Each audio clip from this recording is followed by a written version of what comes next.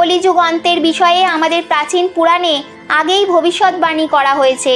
কলিযুগের প্রভাব কেমন হবে, কলিযুগে মানুষের ব্যবহার কেমন হবে, কলিযুগের স্ত্রীরা কেমন হবেন, কলিযুগে মানুষের আকার এবং আয়ুই বা কত হবে, কলিযুগে পাপ ও পুণ্যের পরিভাষা কি হবে, কলিযুগে মুক্তি পাওয়ার পথই বা কি হবে, তথা কলিযুগের অন্ত কেমন হবে, এই সব প্রশ্নের উত্তর দেওয়া রয়েছে আমাদের পুরাণে। ভগবান শ্রীকৃষ্ণ কলিযুগের ভয়াবহতার বর্ণনা গরুড়ের সামনে করেছেন, যার সম্বন্ধে প্রাচীন গরুড় পুরাণে বলা হয়েছে। কলিযুগের অন্ত ধর্মের বিফলতা, অনুশাসনের অভাব, মানুষের মধ্যে বেড়ে ওঠা দুর্ভাবনা, ধনের লালসা, অত্যাধিক কাম বাসনার প্রভাব, ভ্রষ্টাচার থেকে বেড়ে ওঠা ব্যবসা, গুরুজনদের নিন্দা তথা স্ত্রীদের ব্যভিচার আর অনাচারের বৃদ্ধি, মানুষের মধ্যে আধ্যাত্মিকতার অভাব ইত্যাদি গুণগুলোই কলিযুগের পরিচয়। ভগবান শ্রীকৃষ্ণ বলেছিলেন, কলিযুগে মানুষের মন অত্যাধিক কঠোর হয়ে যাবে, মানুষ অশান্ত, চঞ্চল আর ধর্ম বিমুখ হয়ে অধর্মের পথে এগিয়ে যাবে। এদের শাস্ত্রের জ্ঞান থাকবে না, যার মুখ থেকে যা বেরোবে সেটাকেই শাস্ত্র হিসেবে মানা হবে। কলিযুগের সমাপ্তির সময় অধর্ম ও ঔষরিক শক্তির বিনাশ হবে, আর আবারও নতুন যুগের সূচনা হবে, অর্থাৎ আবারও সত্য যুগের সূচনা হবে। আর সৃষ্টির এই চক্র এভাবেই চলতে থাকবে। 4টি যুগের মধ্যে কলিযুগ অন্তিম যুগ। সবার প্রথম সত্য যুগ, তারপর ত্রেতা যুগ, তারপর দাপর যুগ, আর শেষে কলিযুগ। মহাভারতের যুদ্ধের পর কলিযুগের আগমন হয় পৃথিবীতে। মানা হয় যে আজ থেকে 3140 বছর আগে মহাভারতের যুদ্ধ হয়েছিল, আর কলিযুগের আরম্ভ এই যুদ্ধের 35 বছর পরে হয়েছিল, অর্থাৎ ভগবান শ্রীকৃষ্ণ নিজের ধামে চলে যাওয়ার পরে শুরু হয়েছিল। শ্রীকৃষ্ণ বলেন, কলিযুগের মানুষ নিজের স্বার্থকেই সর্বোপরি মানবেন। ধর্মের ত্যাগ করে বস্তুনিষ্ঠ জিনিসকে পাওয়ার জন্য মন প্রাণ থেকে চেষ্টা করবেন। ধর্মের উপর বিশ্বাস না থাকার জন্য মানুষ অন্যায়পূর্বক আচরণ করবেন। যদি আমরা আজকের সময়ে দেখি, তাহলে দেখব পাপ অত্যাধিক বেড়ে গেছে। মনে হয় যেন কলিযুগের অন্ত এবার নিকটে এসে গেছে, কিন্তু কিছু বিদ্বানের অনুসারে এটা তো সবে শুরু। এরপরে কলিযুগ আরো ভয়ানক রূপ নিতে চলেছে। কলিযুগের ওই ভয়ানক রূপ দেখার ক্ষমতা আজকালকার মানুষদের মধ্যে নেই। যখন কলিযুগের অন্তের সময় নিকটে আসবে, তখন এমন এমন ভয়ানক জিনিসের দেখা মিলবে, মানুষের চেহারা ভয়ঙ্কর বিকৃত দেখতে হবে, মানুষকে মানুষ কম পিশাচের মতন লাগবে।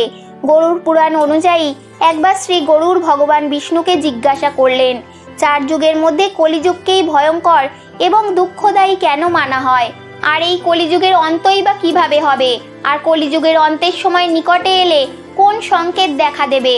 তখন ভগবান শ্রীকৃষ্ণ গরুড়কে কলিযুগের অন্তের সময়ের ভয়ানক সংকেত সম্বন্ধে বললেন। যখন পৃথিবীতে এমন সংকেত দেখা দেবে, তখন মানুষের বুঝে নিতে হবে যে কলিযুগের অন্তের সময় নিকটে এসে গেছে, আর এবার সৃষ্টির অন্ত প্রলয়ের সাথেই হবে। ভগবান শ্রীকৃষ্ণের কথা অনুসারে প্রথম সংকেত হলো, কলিযুগের অন্তের সময় নিকটে এলে মানুষের আয়ু কমতে কমতে কেবল 20 বছরই অবশিষ্ট থেকে যাবে।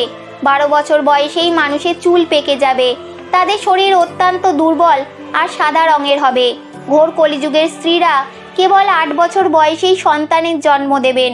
কলিযুগের নারীরা খুবই শীর্ণকায় এবং উচ্চতায় অনেক কম হবেন, কিন্তু অধিক ভোজনকারীরা মন্দ ভাগ্যের হবে। কলিযুগের নারীরা কম সন্তান উৎপন্ন করবেন আর অত্যন্ত ক্রোধী স্বভাবের হবে। তারা নিজের সন্তানকে দুধ পানও করাবেন না, আর না তো তার পালন পোষণ করবে। দ্বিতীয় সংকেত হিসেবে ভগবান শ্রীকৃষ্ণ বললেন, কলিযুগের অন্তের সময় নিকটে এলে সংসারে পতিব্রতা স্ত্রী দেখা যাবে না। এক নারী অনেক পুরুষের সাথে বিবাহ করবে। মানুষ পূজা পাঠ, শ্রাদ্ধ, অন্তিম সংস্কার, মুন্ডন বা অন্নপ্রাশন, বিবাহ ইত্যাদি প্রকারের কার্য করবেন না। জলের অভাবে মানুষ স্নান করবে না, আর তারা অশুদ্ধই থাকবে। কলিযুগের অন্তের সময় মানুষ শুধু মাংসাহারী করবে, আর কোনো রকম সাত্ত্বিক আহার যেমন দুধ পান করা বা ফলমূলাদি আহার করবেন না। কলিযুগের মানুষদের বস্ত্র টাইট আর ঝলমলে হবে। তৃতীয় সংকেত হিসেবে ভগবান শ্রীকৃষ্ণ বললেন, যখন কলিযুগ অন্তের সময় একেবারে নিকটে চলে আসবে, তখন গাছে ফল আসা বন্ধ হয়ে যাবে, সব বৃক্ষই ফল রহিত হয়ে যাবে। সৃষ্টির সব দিকে কেবল কাঁটা জাতীয় গাছই দেখা যাবে। মানুষ শাকাহার ছেড়ে কেবল মাংসই ভক্ষণ করবে। কলিযুগের ভোজন তামসিক আর রোগ উৎপন্ন করার মতন হবে, আর এই কারণেই মানুষ তাড়াতাড়ি বুড়ো হয়ে মরে যাবেন। কলিযুগের মানুষ গাই মাতার পুজো করা বন্ধ করে দেবে, আর সবাই গরুর মাংসই খাবেন। গরুদের কেবল দুধ আর মাংসের জন্যই পালন করা হবে। চতুর্থ সংকেত, কলিযুগের অন্তের সময় নিকটে এলে বৃষ্টির পরিমাণ খুবই কমে যাবে, খেতে সবজি হবে না, ধানের আকারও খুবই ছোট হয়ে যাবে, আর ফলের মধ্যে রসও উৎপন্ন হবে না। মানুষ খিদে ও তৃষ্ণার জ্বালায় মরতে থাকবে। তখন মানুষকে কেবল ছাগলেরই দুধ পান করতে হবে। পঞ্চম সংকেত, যখন কলিযুগের অন্তের সময় আসবে তখন ভগবান বিষ্ণু সূর্যের কিরণে বিরাজমান হয়ে পৃথিবীর সম্পূর্ণ জল শুকিয়ে দেবেন, আর আকাশের চারিদিকে 7টি সূর্য দেখা যাবে।